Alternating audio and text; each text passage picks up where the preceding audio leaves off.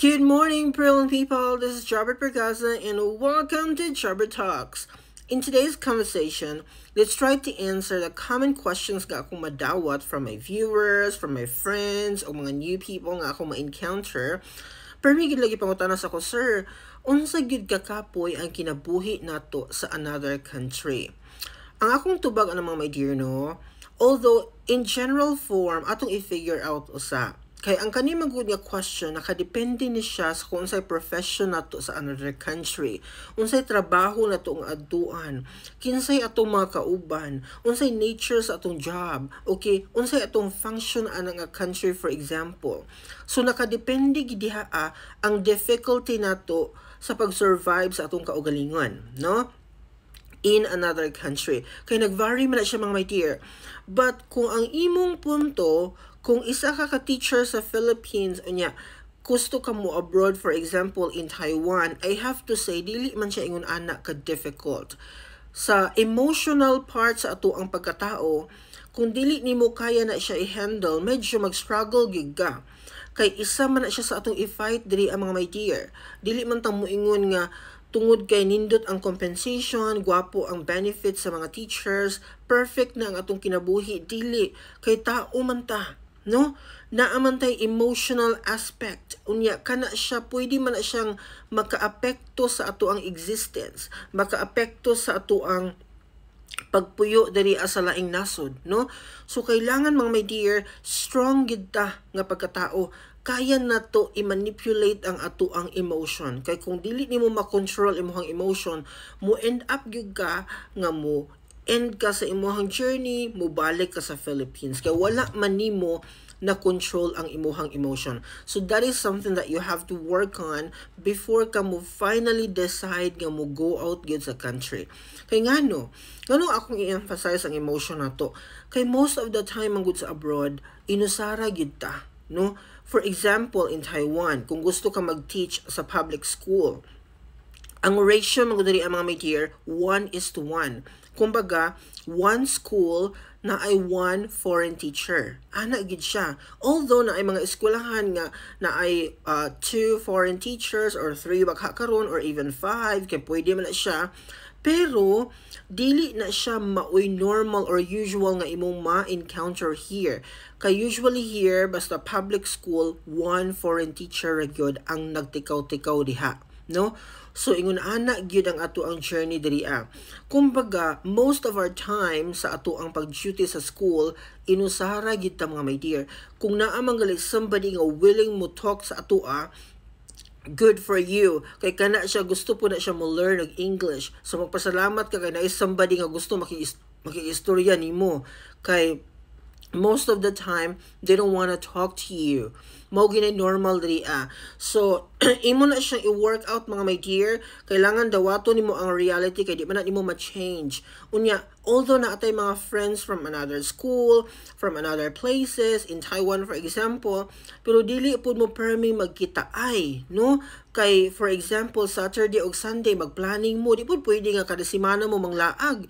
Kay aduna man tay mga responsibility as a teacher, natay dapat i-prepare, natay dapat paghandaan, demonstration left and right, whatsoever ato mga IMs, ato man na siyang i-prepare, no? So magamit gyud ang ato ang Saturday o Sunday sometimes. So kana siya nga mga reality as a teacher here, ato na siyang dawaton. Mo kay na nga akong giingon sa inyo, kung ready na mo, dapat i-prepare po ninyo inyong kaugalingon, no? Kay mawala ra ba to ang reality na to sa Philippines nga magsininggitay ta, magkinatawanay ta with our colleagues sa ato ang department, sa atong faculty office, mawala ra ba na here? Kay dili ba sila kasabot, no? It's a new culture nga kailangan nimong i-understand. So mao na siya. So tanan nimong mga transaction here, or almost tanan nimong transaction here mga my dear, you have to do it by yourself ra gyud. Mag-inusara gyud ka. Mo bitaw ng advantage para sa mga individuals back in the country nga anad na kaayo mo deal sa mga butang by themselves. Kay dili na gyud kaayo mo mag-struggle here. Ako, kaya man ako mag-inusara, pero ang akong weakness po mga my dear, kani bitang geography, kani mag-travel. I need somebody gyud to help me. Kay kuno mga layo-layo na bitaw nga travel, medyo maglisod na gyud memorize ang akong brain kung unsay buhaton. Pero naay mga instances diri mga my dear nga kailangan gyud ako i-fight alone.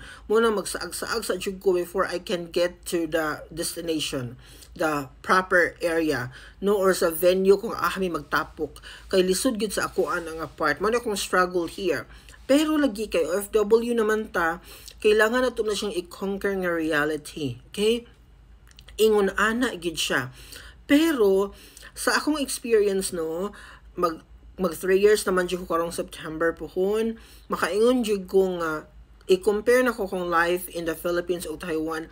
Murag di na kay ko ganahan mo uli sa Philippines kay ngano ang Taiwan manggod nga country nindot manggod siya kayo. As in, all you need is na agi diri nya accessible kaayo tanan, nya ang kind of lifestyle nga naabi to diri nga ma-experience nimo, as in super duper okay gid siya, no? Kana bang ang imong electricity walay pawngay, ang imong internet connection kusog kaayo, ang imong water supply perfect, hinlo kaayo, walay pawngay, as in wala jud ko stress when it comes to kanang ingon ana nga mga butang nga commonly maoy atong kaistresan sa Philippines, di ba?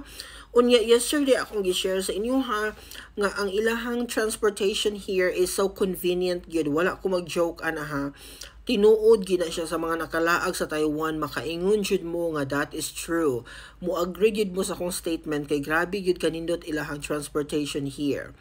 So, kumbaga, ang mga basic needs sa tao maka-provide yun ang Taiwan na gwapo kaayo ang ilahang pag-prepare, nindot kaayo ang ilahang nindot kayo ang pagkahanay sa ilahang country gyud, as in kana bitahong as a human being dili ka ma-stress sa kanang mga transaction nimo everyday kay naagid siya, no, as in very convenient kaayo ang tanan. So makaingon gyud ko nga although mag-struggle ta at first kay medyo magkuan pa man gud tano kanang magsige pa matag hinangop gud sa Philippines, labi nagbag-o patang nakahawa sa Philippines, magsige jud tag long tana ingon ani ako environment, tana ingani akong life, tana ingani gyapon ako ang kanang trabaho karon, ingani gyapon ang pwede nako mahimo, magsige jud tag hinangop anang mga butang mga my dear. But I have to say along the way imo na siyang hinahinay nga makalimtan.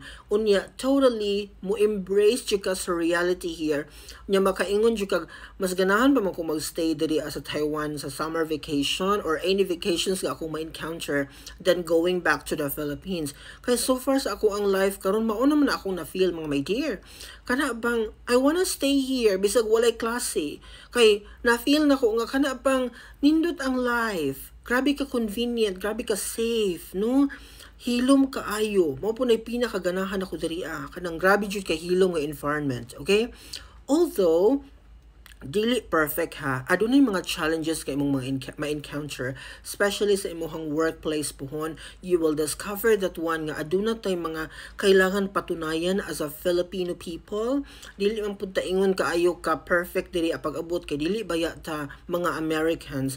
Pero lagi, I'm happy to note nga gradually nadawat na sa mga Taiwanese people nga ang mga Filipino people kaya nila mag-teach og English. So more to come gid sa to or way to go gid sa mga Filipino teachers in this country.